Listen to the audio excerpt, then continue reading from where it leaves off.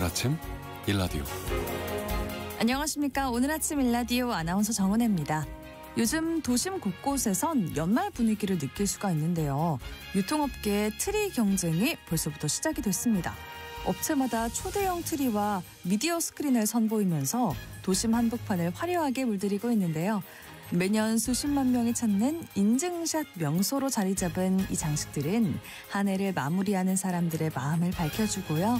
잠시나마 설렘과 여유를 느끼게 해주는 것 같습니다. 그런데 이런 반짝이는 풍경 속에서 또 하나의 익숙한 겨울 풍경이 그 앞에 자리를 잡죠. 올해로 97번째를 맞는다는 구세군 자선 냄비인데요. 도심 곳곳에서 울려 퍼지는 자선 냄비 종소리가 추운 연말이면 마음까지 따뜻하게 해주곤 하죠. 그런데 올해부터는 시대의 변화를 반영해서 현금 대신 스마트폰을 톡 갖다 대면 기부가 가능한 그런 스마트 기부 시스템이 도입이 된다고 합니다. 이렇게 기부의 방식은 달라지겠지만 나누는 마음만큼은 변함이 없겠죠. 화려한 조명 속에서 느끼는 설렘과 따뜻한 나눔의 손길을 느끼면서 한 해의 끝자락을 향해 가는 시간들을 잘 보내야겠다는 생각을 해보는 오늘입니다. 11월 6일 목요일 오늘 아침 일라디오 출발합니다.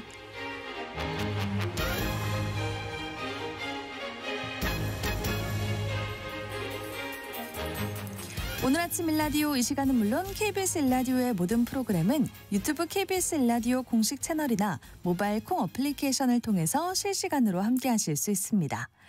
오늘 농수산 이슈 시간에는 내년부터 시작되는 농어촌 기본소득 사업의 추진 내용과 계획, 우려에 대해서 살펴보고요. 궁금한 뉴스 시간에는 최근 응급실 뺑뺑이 방지법이 국회를 통과했는데요. 환자가 사망에 이르는 이런 심각한 문제가 사라질지, 응급의료체계가 개선될 수 있을지 살펴보겠습니다. 방송에 참여하실 분들은요. 단문 50원, 장문 100원이 드는 유료 문자 샵 9730, 샵 9730으로 보내주세요. 유익한 정보와 살아있는 이야기가 있습니다. KBS 오늘 아침 일라디오.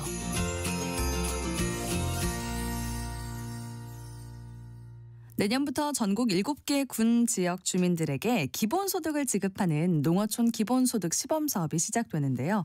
치열한 경쟁 속에 선정된 지역들을 전해드리기도 했죠. 이 제도가 이재명 정부의 국정과제 중에 하나인데 인구 감소와 지역 소멸 위기에 대응하기 위해 농어촌 주민에게 매달 1인당 15만 원의 기본소득을 지급하는 정책입니다. 처음 시작이 되는 만큼 현장의 기대와 우려가 나오고 있는데요.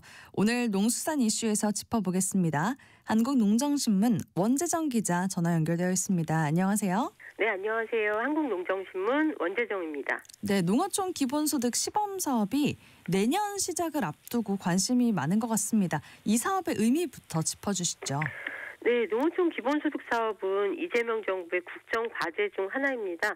국가적으로 관심이 높은 사업이다 이렇게 말씀드릴 수 있는데요. 지금까지 이 농어촌 인구 감소 문제를 풀어보고자 다양한 정책을 펴고 있지만 인구가 늘어나는 효과는 확인할 수 없는 상황입니다. 그에 비해서 이 농어촌 기본소득 사업은 보다 직접적인 인구 부양책이라고 보시면 되는데요. 농어촌은 이제 도시에 비해서 교통이라든가 의료, 교육 등 전반적으로 불편한 환경이잖아요. 그럼에도 지역을 지켜온 주민들의 공익적 기여에 대해 기본소득으로 보상하자는 의미가 하나 있고요. 지역 화폐를 지급하면서 지역 경제를 활성화시켜보자는 의미도 이번 사업에 담고 있습니다. 네, 지난달에 시범사업 지역 선정까지 끝이 났습니다. 7개 군 지역에서 시작된다고 하는데 지원 방식이나 또 기준 등에 대해서 설명 부탁드립니다. 네, 농림축산식품부가 농어촌 기본소득 시범사업 지역을 공모했고요. 지난달에 7개 군 지역이 최종 선정됐습니다. 선정 지역은 경기도 연천군, 강원도 정선군, 충남 청양군, 전북 순창군, 그리고 전남 신안군, 경북 영양군, 그리고 경남 남해군이고요. 2026년부터 2027년까지 2년간 시범 사업을 합니다. 이게 소득 기준에 차별을 둔다거나 농림축산식품부 사업이라고 농민들만 대상이 되는 건 아니고요. 7개 시범사업 군 지역에 30일 이상 거주하고 주민등록이 돼 있는 사람이라면 누구나 기본소득을 받습니다. 개인별로 월 15만 원의 지역사랑 상품권을 지급하는데 이 농어촌 기본소득 사업에 들어가는 예산은 국가가 40%, 지자체가 60%를 부담합니다.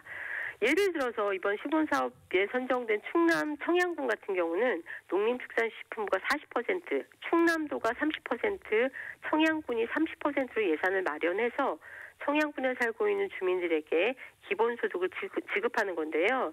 이게 가구당이 아니라 1인당 지급이니까 3명이 살고 있는 가정이라면 매달 45만 원 상당의 지역사랑 상품권을 받게 됩니다. 네, 시범 지역인 7개 군 주민들이라면 내년 1월부터 바로 기본소득 지원 혜택을 받는 건가요? 그게 이제 지역 준비도에 따라서 지급 시기는 다소 달라질 것 같습니다. 농림축산식품부가 7개 군 이 시범사업 확정 발표를 전하면서 지역별 자체 계획에 따라서 지급 시작이 조금 늦어지거나 또 지급 단가가 추가될 수도 있다 이렇게 밝혔습니다. 네. 지자체 예산 비율 60%는 고정되지만 광역지자체와 이 군의 배분 비율이 또 지역에 따라 차이가 생길 가능성도 있습니다. 네, 이재명 정부 출범 이후에 농업 정책의 변화를 체감할 만한 그런 중요한 사업이 시작되는 것 같아요. 네, 저도 같은 생각입니다. 이 정권이 바뀌면서 분야별 정책 변화가 있지만 농업 분야에서는 뭐 딱히 이렇다 할 차별점이 없었거든요. 농어촌 기본소득 사업은 농어촌 인구 소멸을 막기 위한 전엔 없었던 새로운 접근이라고 볼 수 있고요. 또 수도권에 집중된 국가정책의 틀을 비수도권, 그중에서도 생활인프라가 취약한 농어촌 지역으로 전환하는 계기를 마련하는 것에도 이 사업의 의미가 있습니다. 네, 근데 처음 시작되는 사업이라서 벌써부터 우려가 좀 많은 것 같아요. 예, 이 사업에 대한 우려들도 물론 있습니다. 농림축산식품부가 이 농어촌 기본소득 시범사업을 군 지역을 대상으로 설계를 했는데 이 시범사업 대상부터 잘못됐다 이런 평가도 나오고 있습니다. 네. 농식품부는 인구 감소 지역 69개 군을 대상으로 공모를 했는데 시범사업을 군 지역보다는 이보다 더 작은 면 지역을 대상으로 해야 한다 이런 주장인데요. 행정안전부가 지정하는 인구 감소 지역은 이 농식품부의 69개 군보다 범위가 넓은 89개 시군구거든요. 경북 상주시의 경우 17개 면 가운데 14개 면이 인구 3,000명도 안 되는 심각한 인구 감소 지역이지만 이번 농식품부의 시범사업 대상 지역인 군 지역이 아니기 때문에 아예 사업 신청조차 하지 못했습니다. 시범사업 이후 본사업을 할 땐 이 부분에 좀 조정이 필요하다는 의견이고요. 그리고 이 지역 인구를 늘리고 거기다가 지역 경제 활성화 효과를 얻기에는 월 15만 원 금액이 너무 적다는 의견도 많은데요. 이 사업은 어려운 생계에 보태라는 조금 더 보태서 좀 살아보세요라는 이런 사업이 아니라 지역의 새로운 변화와 활력을 불러오려는 취지이기 때문에 최소 30만 원은 돼야 한다는 주장입니다. 네. 이 30만 원이 적당하다는 금액의 근거도 있는데요. 국민연금 사각지대를 위해 만든 기초연금이 현재 38만 원가량 되고요. 또 도시민과 농촌 주민의 소득 격차도 대략 월 30만 원 수준이기 때문입니다. 그리고 이 지역사랑 상품권만 100% 지급하는데 이것에 대한 문제 제기도 있습니다. 네. 지역사랑 상품권만 지급하도록 설계된 사업을 어떻게 바꾸라는 건가요? 네, 지금 이제 월 15만 원을 모두 지역사랑 상품권으로만 지급하는데 그렇게 하지 말고 일부는 현금을 지급하는 방식이 필요하다는 의견입니다. 면지역 같은 경우는 지역사랑 상품권을 받아도 사용할 곳이 별로 없다는 문제가 있다고 합니다. 지역 경제가 그만큼 심각하게 위축돼 있어서 일상에 필요한 상점이 부족한 지경에 이르렀다는 걸 알 수 있습니다. 네, 농어촌 기본소득 사업이 제대로 정착되길 바라는 마음에서 그렇게 나온 문제 제기라고 생각이 되기도 하네요. 네, 맞습니다. 한국농정에서 지난달 21일에 이 주제로 국회 토론회를 주최했는데요. 이 국가의 재정 부담 비율에 대한 문제 제기도 많았습니다.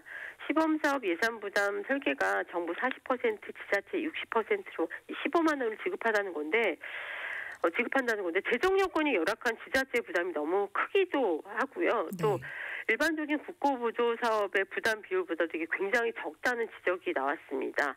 이 부분은 내년도 예산 심의를 하는 국회에서 좀 더 챙겨야 될 부분인데요.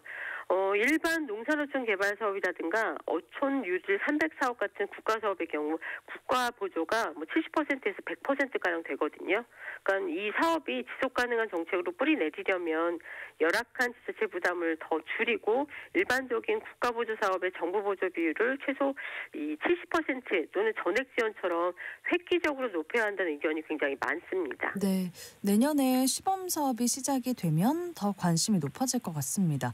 농어촌 기본소득이 본 사업으로 정착하기 위해서 필요한 부분 짚어주시죠.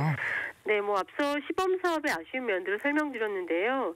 농촌 정책의 전환을 기대할 수 있는 새로운 사업임에도 공론화 과정이 충분치 않았다는 건 매우 아쉽습니다.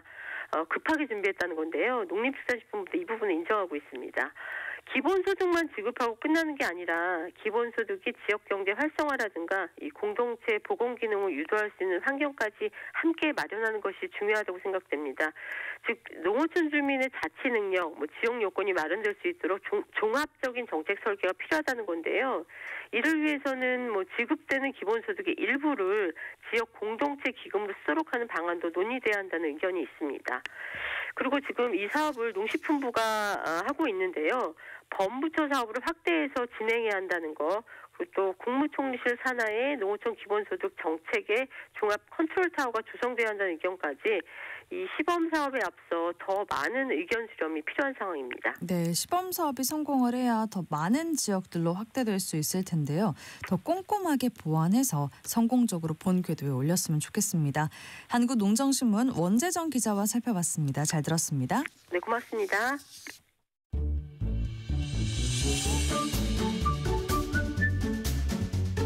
아침을 여는 기분 좋은 습관. KBS 오늘 아침 1라디오.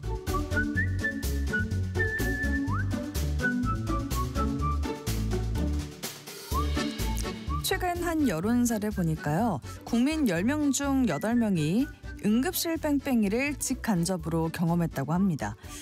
최근 한 개그맨이 쌍둥이 출산 후 산후출혈로 응급실 뺑뺑이를 겪는 일을 공개를 해서 논란이 되기도 했는데요. 이런 상황에서 최근 응급실 뺑뺑이 방지법이 국회를 통과했다는 소식이 전해졌죠. 또 의료 사태 때 비상진료 지원을 종료하고 응급 의료 체계 안정화에 맞춰서 제도를 바꾼다는 소식도 전해졌습니다. 오늘 궁금한 뉴스에서 응급 상황에 대비해 이런 변화가 뭔지 알아보도록 하겠습니다. 사회복지사이자 간사랑 동호회 대표 윤구현 대표님과 말씀 나누겠습니다. 안녕하세요. 네, 안녕하세요. 네, 대표님 응급실 뺑뺑이에 대해서 뉴스를 통해서 많이 보고 또 들었는데 응급 환자를 받아주는 병원이 없어서 이 사망에 이르는 사례들이 좀 생긴다. 이게 정말 이해가 안 되는 일인 것 같아요. 국민들께서는 이해가 안 된다고 생각을 하실 수 있고 네. 또 갑작스러운 일이라고 생각을 하실 수 있는데요. 오래전부터 계속해서 발생했던 일이고 이제 가끔씩 이제 사망에 이르는 매우 안타까운 사건들이 터지면서 이제 그런 것들이 보도가 나오면 더 충격을 받으시는 것 같아요. 네, 그렇죠. 그리고 또 얼마 전에 개그맨 임나라 씨 그 사례가 있었잖아요. 그 부분에 대해서도 또 언급을 해주시면 좋을 것 같습니다. 산모와 소아가 가장 응급실에서 조금 이용하기 어려운 부분이 있어요. 산모와 응급실은 교수님들도 진료를 하고 응급의학과 전문의 선생님들도 진료를 하지만 또 전공의들이 많이 이제 백업을 하는 것인데 최근 들어서 전공의들이 이제 작년에 많이 나갔다가 또 복귀를 하지만 일부 복귀를 안 한 곳들이 있고 네. 또 소아과와 산부인과가 전공의들이 많이 부족한 과거든요. 그러다 보니까 아무래도 이제 전문 인력이 없고 병원 입장에서는 산부인과와 소아과가 의료 사고가 발생했을 때 배상 부담이 가장 큰 과거든요. 그렇군요. 네, 그러다 보니까 아무래도 좀 보수적으로 환자를 받으려고 하고 이제 서로 떠넘기가 계속 반복이 되고 있는 거죠. 네, 응급실 뺑뺑이가 그 의료 사태 때 크게 부각이 됐습니다. 사실 그 전부터 문제가 계속 제기되어 왔다고 하죠. 네, 제가 가장 기억에 남는 사건이 저한테 전주에서 2014년이었던 것 같아요. 네. 그 교통사고를 당한 2세 소아가 여러 병원을 전전하다가 사망했던 사건이 있었거든요. 그게 벌써 2014년이고 그 당시에 문제가 됐던 거는 이제 소아외과 의사가 수술을 해야 되는데 소아외과 전문의가 전국에 한 50명밖에 없습니다. 아, 그 정도밖에 없어요? 네. 그러다 보니까 특히 이제 그 소아외과 선생님들이 대부분 수도권에 많이 계시고 네. 지방일수록 이제 많이 잘 없고 또 그분이 마침 그 시간대에 다른 수술을 하고 있다 그러면은 또 못 받게 되고 하면서 이제 사망했던 사건이 좀 기억이 나고요. 그 당시에 그 사건으로 인해서 여러 건의 보도가 있었고 또 이제 응급실 뺑뺑이를 막기 위한 여러 가지 제도 지원들이 만들어졌지만 지금까지 계속 반복되어 왔고 또 작년에 의료 대란으로 더욱 안 좋아진 거죠. 네, 맞아요. 그 작년에 의료 대란으로 응급실 뺑뺑이 문제가 심각해졌고 그게 또 수면 위로 드러난 것 같아요. 네. 병상과 의사가 부족하다고 들은 것 같긴 한데 이게 사실 수도권보다 지역에서 더 많이 발생하는 거죠? 그 응급실 뺑뺑이는 응급실만의 인력과 시설뿐만 아니라 작년에 이제 배후 진료 이런 표현을 많이 썼는데 뒤에 있는 이제 병원에 있는 다른 과 의사 선생님들, 간호사 선생님들 등등의 자원들이 충분히 받쳐줘야 할 수 있거든요. 네. 예를 들어서 소아에서 장파열이 일어났다 그러면 응급의학과 선생님들이 수술을 하는 건 아니란 말이에요. 소아외과 선생님이 야간이건 주간이건 저녁이건 간에 와서 이제 수술을 해야 되는데 그 인력이 없으면은 응급실에서 받지를 못하는 거죠. 네. 그러면은 이제 응급실에 의사가 충분히 갖춰졌다고 하더라도 다른 과 의사들이 충분하지 않으면 수술이 진행될 수 없고 네. 지방에서 특히 문제가 되는 거는 서울 같은 경우에는 가까이에 대학병원들이 차를 가지고 가면 10분, 15분 거리마다 있잖아요. 네. 그런데 이제 지방으로 가게 되면은 도를 벗어나야 되는 경우도 생기는 거죠. 네. 그렇군요. 네, 그제는 제가 이제 페이스북에서 봤던 어떤 이제 호남 쪽 응급의학과 선생님이 전화를 돌리다 못해서 결국 서울까지 연락을 하셨대요. 아, 호남 쪽에서 네. 서울까지요? 네. 그런 그런 일도 일들이 있었군요. 이제 현장에서는 계속 발생하고 있는 거죠. 네, 그러니까 사실 그런 건수 또 비율을 떠나서 체감하기에는 그 응급 의료 체계가 잘 작동하지 않고 있다. 네. 그게 확실하게 생각이 듭니다. 여론조사에 따르면요, 응급실 뺑뺑이를 10명 중에 8명이 경험을 했다라고 나와 있잖아요. 상당히 불안하게 느끼고 있다라는 이야기가 됩니다.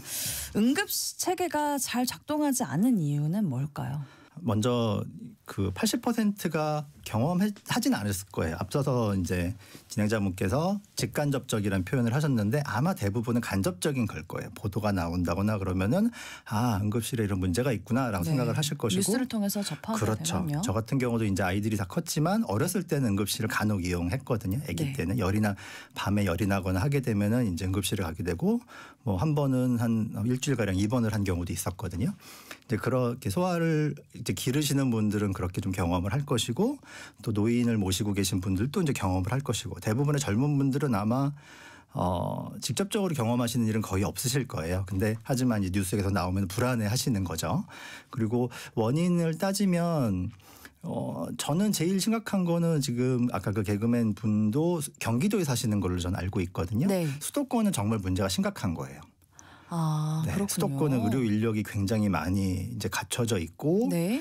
그 대학병원들도 멀지 않은 곳 경기도에도 그래도 어느 정도 움직이면은 다 겪을 수 있음에도 불구하고 응급실에서 받지 못한다 그러면 정말 심각한 거고요.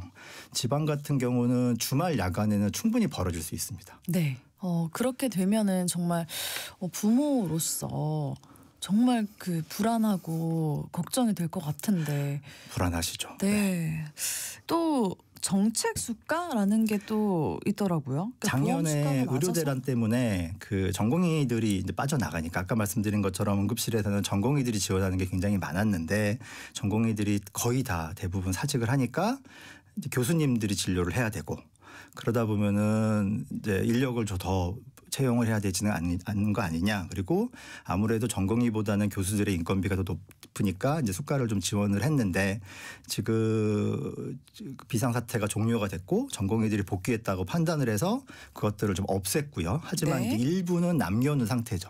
좀 가산했던 거를 250% 가산을 100%로 줄인다거나 해가지고 일부를 남겼는데 현장에서는 늘 이렇게 주던 게 이제 안 주면은 항상 불만은 있으시고 네. 또 하나는 그 응급의학과랑 뭐 소아과, 산부인과 등이 전공의들이 복귀를 좀 상대적으로 적게 하는 지금 과들이거든요. 네네. 그래서 전체적으로는 복귀를 했다 그러지만 우리는 복귀를 하지 않았어라고 하는 것도 있고 또 병원에 따라서는 어느 병원들은 뭐 응급의학과 선생님들이 많이 복귀를 했을 수도 있지만 또 그렇지 않은 곳들도 있잖아요. 그렇죠. 그런 곳들에서는 더 힘들어지네라는 이제 하소연이 나오게 되는 거죠. 네. 네, 응급실이 의료사고 위험도 높고요. 네. 또 그 안에서 폭력 사건이나 또 중증 경증 환자분들 문제도 되게 많잖아요. 네, 구분하는 맞습니다. 문제도요. 네. 이런 어려움들이 정말 24시간 내내 벌어지는 곳이 응급실인데 네. 응급의학 전문의들도 많이 떠나고 있는 상황이고 그래서 정책 수가를 인상하고 개편하자 이런 이야기가 나오는 거잖아요. 그 응급의학과가 한 10여 년 전에는 가장 인기 있는 과 중에 하나였었어요. 예전에는 인기가 있었어요. 네. 이유가 뭐였죠? 이게 병원들이 예전에는 아주 옛날 뭐 10년, 20년 전으로 가게 되면 응급실에 응급의학과 전문의들이 있지 않았습니다. 그냥 여러 과 선생님들이 돌아가면서 진료를 봤어요. 뭐 가정의학과나 내과나 네. 뭐 이런 거 이제 돌아가면서 진료를 보다가 필요하면 부르고 그러다가 응급실에 전담 인력들이 갖춰져야 한다라는 게 이제 우리가 생각을 갖게 되고 응급의학과 전문의들을 우리 응급실에 배치를 하자라고 네. 하면서 많이 뽑았죠. 그랬군요. 네, 그러면서 가장 인기 있는 과 중에 하나였다가 지금은 어느 정도 또 그리고 이제 제도를 만들면 초기에 정부에서 지원을 좀 많이 합니다. 좀 하다가 어느 정도 인프라가 갖춰지면은 그것들을 좀 줄여 나가기 시작을 하거든요. 네. 그리고 또 응급실에서 그렇게 뭐 진행되다 보니까 또 이제 응급실은 아무래도 일반적인 진료보다는 더 짧은 시간 내에 중요한 판단을 해야 되거든요. 뭐 우리가 이제 암 수술을 한다 그러면은 검사를 뭐 1, 2주 전에 먼저 하고 네. 여러 의사들이 모여가지고 어떻게 치료를 할까 회의도 하고 네. 다각지 진료라 그래서요. 하지만 응급실에서는 그런 판단들을 뭐 순간순간에 그렇죠. 빠르게 해야 하잖아요. 네. 그러다 보니까 아무래도 사고 날 가능성이 좀 더 높고 물론 법원에서는 동일한 사고라고 하면은 응급실에서 난 사고들은 책임을 훨씬 적게 봅니다. 병원의 책임을. 아무래도 그럴 것 같아요. 네, 당연히 그렇게 봅니다. 하지만 병원들 입장에서는 이제 의사들 입장에서는 배상액이 얼마냐 이런 것도 물론 의미가 있겠지만 그거 분장 과정을 굉장히 힘들어해요. 그러다 보니까 가능하면 그런 갈등이 없는 곳에서 일을 하자라고 생각을 하게 되는 거죠. 그렇군요. 또 응급의료 하면은 닥터 헬기 네. 그걸 늘린다 이런 정책도 그 이야기가 떠오르는데 네. 정작에 헬기가 잘 안 뜨는 것도 문제고요. 또 잘 안 뜨는 문제가 있어도 개선이 잘 안 되고 있는 것 같아요. 닥터 헬기는 매우 비싼 시스템이에요. 그러겠죠. 그리고 헬기가 한번 뜰 때도 그 비용이 어마어마하게 들겠죠. 뜰 때도 비용이 들지만 일단은 한 대를 고정시켜 놓는 것 자체에 들어가는 비용이 상당히 큰 거죠. 네. 예를 들어서 기장님이라든가 헬기를 이제 구입한다거나 뭐 유지보수한다거나 하는 비용들은 출동을 하거나 안 하거나 나가는 비용들이 있기 네. 때문에 차라리 출동을 정말 많이 하면 우리가 1년에 300건 이상 출동을 했어요. 수원은 아주대병원은 300건이 훨씬 넘게 1년에 출동을 하더라고요. 하루에 한 번 이상 출동을 하는 거죠. 그렇게 되면은 괜찮습니다 하는데 어떤 지역은 보니까 복지부가 발표한 거에 지역을 얘기는 못하고 한 달 평균 2번 출동한 곳이 있다라는 거예요. 그래요. 네. 그러면은 그런 곳들은 실적도 없는데 비용은 수십억이 매년 나가고 그리고 정부에서는 한 250억 정도의 예산을 이제 지원을 하는데 정부 지원만으로 돌아가는 건 아니고 그만큼 또 지자체가 부담하는 비용이 있거든요. 네. 그러면 이거 실적도 없는데 우리가 비용을 이 돈을 써야 돼라는 생각을 갖게 되는 거죠. 그렇군요. 그래서 응급실은 군대하고 소방하고 비슷합니다. 평소에 놀았을 때 돈을 줘야 돼요. 우리나라는 병원이 이제 수익을 얻는 과정이 검사를 하고 진료를 하고 수술을 해야 돈을 받을 수 있거든요. 네. 아무것도 안 하고 있으면 수입이 없습니다. 행위별수가제라고 하죠. 그런데 응급실은 많은 시간은 여유롭게 있다가 특정한 시간대 환자가 확 몰리거나 하는 일들이 발생을 하는 거거든요. 네네. 아까도 이제 우리가 응급실 뺑뺑이가 되게 심하다라고 생각을 하지만 그 정부의 복지부에서 나온 통계를 보면 받은 환자를 다시 되돌려 보낸 외부에서 다른 병원에서 우리가 수용 못하는 환자니까 받아주세요라고 하고 보냈는데 저희도 안 되네요 하고 다시 보내는 확률이 한 1.6%라는 거예요. 네네. 어떻게 보면 많고 어떻게 보면 적은데 아무튼 생각보다 그렇게 많은 건 아닌 것 같아요. 하지만 이제 그게 딱 어떻게 해서 여러 가지 근처 병원도 다 힘들고 할 때 엮이면은 아주 드물게 이제 사망하시는 분들이 생기게 되고 그러면 이제 우리가 위기를 고민을 하는 거란 말이에요. 그러면 평상시에 아무리 놀더라도 갑자기 바빠질 때가 있으니까 어느 정도 인력과 시설은 갖춰라. 너희가 놀더라도 우리가 돈은 계속 주겠다라고 해야 하는데 이제 그런 것들이 좀 부족하죠. 네. 지난 정부에서는 정책 수가라고 해서 그렇게 지원을 하겠다라고 했는데 그 액수가 전체 응급실을 운영하는 또 응급실에서 진료를 하면서 얻는 수익에 비해서는 워낙 작기 때문에 그 돈 가지고선 응급실을 정상적으로 돌리기는 어렵다라는 게 이제 의료계의 반응이고요. 그렇군요. 그래서 재난 발생 시에 정부나 지자체가 재정 지원을 할 수 있게 한다 이런 조항이 있었잖아요. 네, 이번에 이제 네. 응급실 뺑뺑이 방지법이라고 통과된 것에 이제 두 가지의 큰 범위가 있는데 하나는 재난 상황에서 지원을 할 수 있다.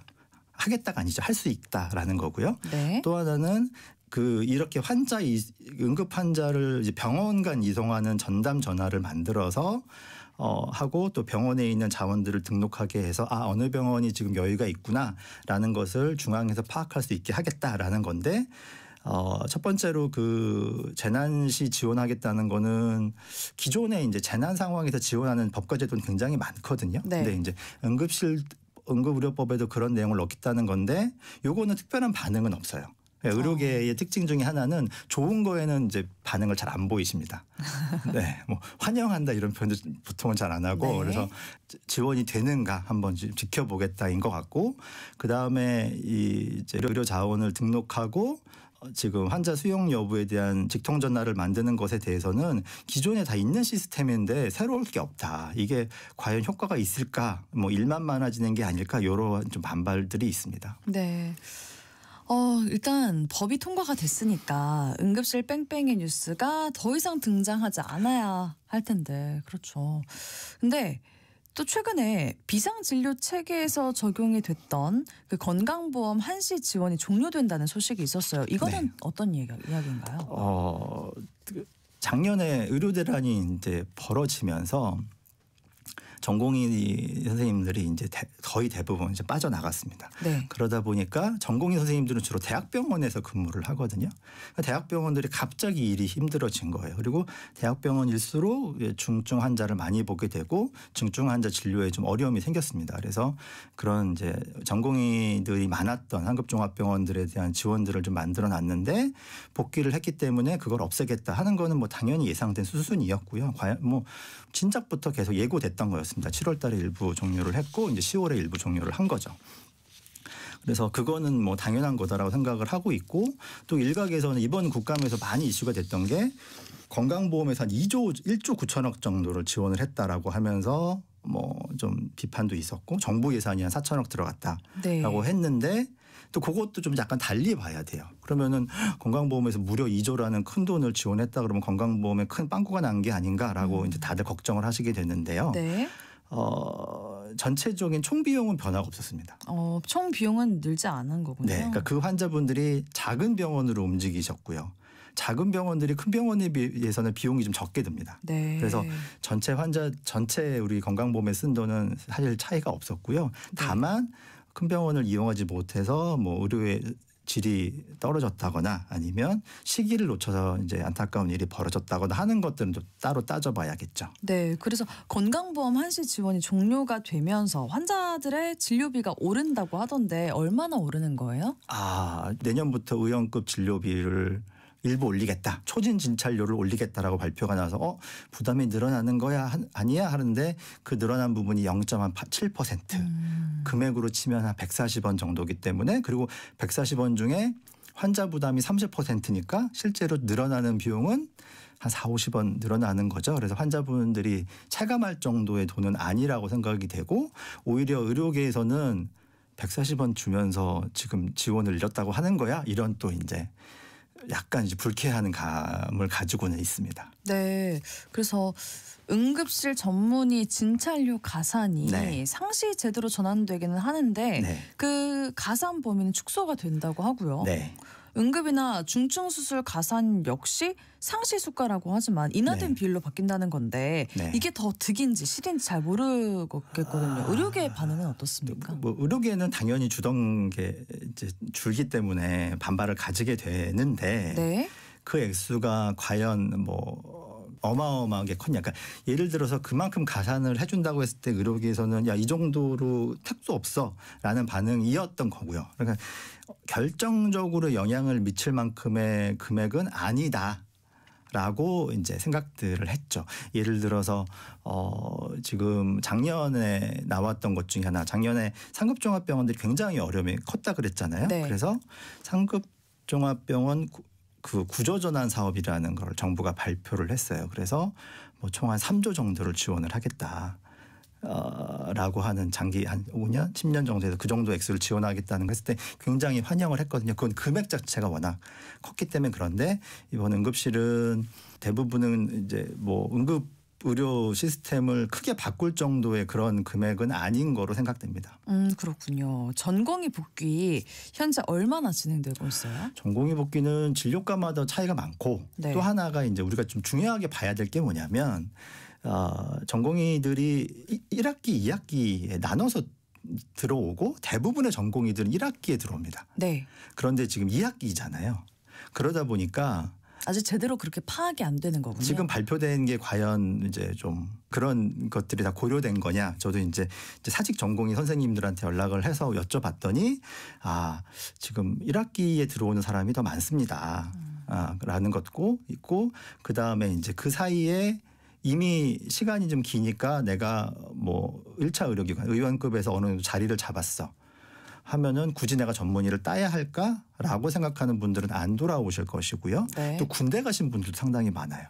아, 그렇군요. 네, 정부에서 이제 군대를 이제 데려간 거죠. 네네. 그런 분들은 당연히 복귀가 안 되는 것이고, 그리고 또 진료과마다 인기 있는 과들은 복귀율이 좀 높고 좀 애매모호했던 과들, 네. 아주 인기가 없던 과들은 원래 지원이 적었고 좀 이 작년 사태를 거치면서 좀 더 이제 회의적으로 바뀌신 분들이 좀 복귀를 안 하고 이렇게 되어 있죠.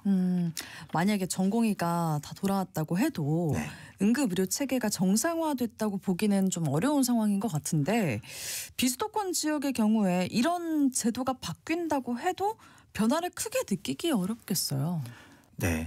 앞서서 말씀드린 것처럼 응급실이 정말 잘 돌아가고 정말 중증 환자들을 잘 돌보려면 다른 과 인력들이 충분히 있어줘야 돼요. 네. 머리를 열어서 수술해야 되는 의사, 그리고 뭐 배를 열어서 수술하는 의사, 이런 수술들은 응급의학과 선생님들이 하는 게 아니거든요. 그 사람들이 계속 배후에 있어줘야 되고 그것들이 충분히 갖춰지지 않으면 지금 우리가 생각하는 문제, 그러니까 우리가 지금 뭐 그냥 아이가 열이 났어요 했을 때 돌아다니는 게 뉴스에 나오는 게 아니라 정말 교통사고로 뭐 출혈이 매우 심하거나 뭐 장기에 큰 손상을 입었다거나 머리에 큰 손상을 입었다거나 이랬다가 사망하신 분들이 좀 이슈가 되는 거잖아요. 네네. 그런 문제를 해결하려면 그 뒤에 이제 환자를 수술을 해야 되는 그런 의사들이 충분히 갖춰지지 않으면 응급실만 지원해야 한다고 해서 해결될 수 있는 문제는 아닙니다. 네. 그래서 그 지역 응급실의 경우에 수용 곤란 중증 환자 배정 보상 네. 그런 지원도 네. 사라졌다고 하더라고요. 그러니까 그게 이제 대표적으로 정말 결정적인 금액은 아니라고 생각하는 금액이거든요. 그러니까 그게 얼마 정도죠? 수용 가는 중증 환자잖아요. 네네. 7만 원 정도 지원인 거예요. 그게 우리가 그 응급실을 가게 되면 기본적으로 내야 되는 금액이 있는데 그 금액하고 비슷한 액수를 책정을 한 거거든요. 근데 중증 환자라 그러면 진료비 7만 원은 사실 그렇게 큰 비중은 아니거든요. 중증 환자라고 하면 진료비가 훨씬 많이 나오지 않나요? 그렇죠. 그리고 자주 발생하는 것도 아니고요. 네. 하루에 뭐 한 100명 발생한다 그러면 이거 의미가 있네라고 하지만 중증 환자가 그렇게 발생하는 건 아니잖아요. 네. 그러니까 그게 과연 뭐 결정적인 이유일까라고 이제 고민을 하게 되는 거죠. 그렇군요. 근데 응급실 뺑뺑이 방지법도 지금 한계가 있을 수밖에 없고 이런 제도 변화도 그 내용을 보게 되면 의료인들은 물론 환자 입장에서도 이걸 좋아지는 걸 별로 체감하기 어렵겠다. 이런 네. 생각이 들거든요. 네. 요즘에 AI 시대잖아요. 디지털 헬스케어가 해결할 수 있는 부분들 있지 않을까 싶은데 어떻습니까? 매우 중요한 역할을 하고 있습니다. 아직 우리나라에서 디지털 헬스케어, 그러니까 특히나 이제 이 분야에서는 인공지능 의료기기들이 좀 역할을 하고 있는데 정식으로 도입된 단계들은 아니에요. 다 시범적으로 도입이 돼서 사용이 되고 있는데 그 중에 몇 가지는 응급의학과 선생님이 직접 만든 것도 있어요. 그래서 심전도라든가 CT, MRI, 엑스레이 같은 검사들을 인공지능이 판독을 보조해주는 역할들을 지금 하고 있는데 네. 아까 말씀드린 것처럼 응급실은 평상시에 시간이 여유가 있고 그럴 때는 큰 부담이 없는데 갑자기 환자가 몰려온다거나 했을 때 빠르게 판단을 할 때는 도움이 되는 거죠. 빠르게 판단할 때는 이 디지털 헬스케어가 도움이 되겠다. 네. 이 말씀이시군요. 그리고 의사 입장에서 아까 말씀드린 것처럼 또 분쟁의 가능성이 높다 그랬을 때 아무래도 한 번 더 검토해 주는 뭔가가 있다 그러면 좀 더 안심이 되는 거고요. 네, 그래서 그럴 것 같아요. 그중에 저도 이제 그쪽 얘기를 좀 들어보면 뭐 특히나 응급의학과 선생님이 심전도 지원하는 기기를 하나 만들었는데 네. 굉장히 호응이 좋다라고 전 들었습니다. 어쩌면 지금 이런 어려움을 푸는데 디지털 의료 기술 도입이 좀 실효성이 있지 않을까 그런 기대가 됩니다. 그리고 그게 돈이 좀 많이 안 들었으면 좋겠어요. 네, 그러니까 디지털 헬스케어를 장점으로 생각하는 게 개발하는 데 들어가는 비용도 일반적인 의료기기나 약보다는 좀 적고 시간도 좀 짧고 한번 만들어 놓으면은 똑같은 소프트웨어를 100군데가 쓰는 거랑 1000군데가 쓰는 게 그렇게 비용 차이가 크게 늘지 않거든요. 네. 하기 때문에 많이 쓸수록 가격이 좀 더 낮아질 수 있다라고 이제 산업계에서 생각을 하고 있습니다. 그렇군요. 이게 다 지금의 이 구조적인 응급체계 문제들을 풀기 힘든 게 다 비용 문제 때문인 거잖아요. 그래서 국민분들이 많이 좀 잘못 생각하고 계신 게 있어요. 의료가 굉장히 비싼 서비스입니다. 우리나라 건강보험이 1년에 100조를 넘었어요. 건강보험 재정이. 그래서 환자가 내는 돈을 포함을 하게 되면 한 150조 정도를 우리가 치료에 쓰고 있고요. 그리고 거기에 이제 건강보험이 아닌 영역, 예방이라던가 뭐 외모 개선이라는 거 치면은 훨씬 더 큰 액수이죠. 근데 그럼 한 150조가 어느 정도일까 하면 우리나라 1년 예산이 700조가 조금 안 되거든요. 네네. 우리나라에서 가장 예산이 많은 부서가 보건복지부입니다. 근데 건강보험 재정은 보건복지부 예산과 또 별도거든요. 거기 보건복지부 예산보다 건강보험 재정이 더 커요. 네. 그러다 보니까 어마어마하게 큰 돈이고 그 얘기는 뭐냐면 우리가 국민들이 체감할 정도의 아주 큰 변화를 가져오는데 1, 2조 가지고 해결될 수 있는 문제가 아니라는 거예요. 훨씬 더 많은 비용이 들어갑니다. 네. 이게 살다 보면은 누구나 응급 상황이 발생하잖아요. 네. 이런 이슈에 대해서 우리가 관심을 갖고 또 잘 이해하는 게 중요해 보이는데 같이 생각해볼 문제에 대해서 끝으로 짧게 좀 들려주시죠. 저는 이제 서울에 살고 있고요. 가까이에 아주 큰 대학병원이 2개가 있습니다. 서울 분들은 아마 대부분 그러실 거예요. 밤에 택시 타고 한 5분 10분 거리에 가면 어디나 대학병원 하나가 있으실 겁니다. 네. 그런데 제가 이제 지방에 있는 환자분들한테 늘 강조하는 거는 뭐냐면 여러분이 심장이 안 좋은데 나 서울에서 진료 받고 싶어 하고 서울에 오시는 분들이 굉장히 많으세요. 그러면은 갑자기 주말 야간에 심장이 멈췄을 때 스텐트를 넣어줄 의사가 주변에 없게 됩니다. 네네. 평상시에 내가 그 지역에서 진료를 받아야 응급 상황에서 나를 볼 의사가 남아 있게 되거든요. 그렇죠. 아까 소아외과 의사가 50명밖에 없다 그랬잖아요. 지방에서도 뭐 작은 수술, 뭐 맹장이라던가 탈장같이 비교적 좀 작은 수술이라도 내가 큰 병원, 더 큰 도시의 큰 병원이 아니라 나랑 가까운 병원에서 수술을 받아야지라고 하셔야지 그 지역에 정말 응급 상황이 벌어졌을 때 우리 아이의 배를 수술할 수 있는 의사가 남아 있을 수 있어요. 네. 그래서 너무 좋은 의료 서비스를 기대한다고 서울로 오시는 것이 결국 지방 의료를 좀 더 나쁘게 만들고 그게 여유가 있을 때는 그래 뭐 먼 지역 가서 진료받지 하지만 응급 상황에서는 갈 수 없게 되는 일을 만드는 거고요. 네, 그래서 지역 주민들이 평소에 지역 병원을 많이 이용해야 한다 네. 이런 말씀을 해주셨네요. 네, 오늘 응급의료체계 관련한 뉴스들에 대해서 궁금한 뉴스 함께 살펴봤습니다. 윤구현 대표님과 함께했습니다. 고맙습니다. 네, 감사합니다. 네, 모두 기분 좋은 하루 보내시고요. 전 내일 다시 인사드릴게요. 오늘 아침 일라디오 지금까지 아나운서 정은혜였습니다. 모두 좋은 하루 보내세요.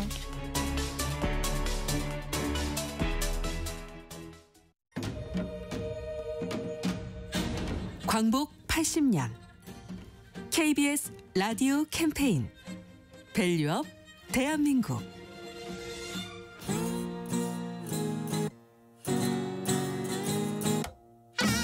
예, 저는 가장 한국적인 그 세계유산 하회마을에서 탈춤을 추면서 장승을 만드는 타목 김종흥이라고 합니다.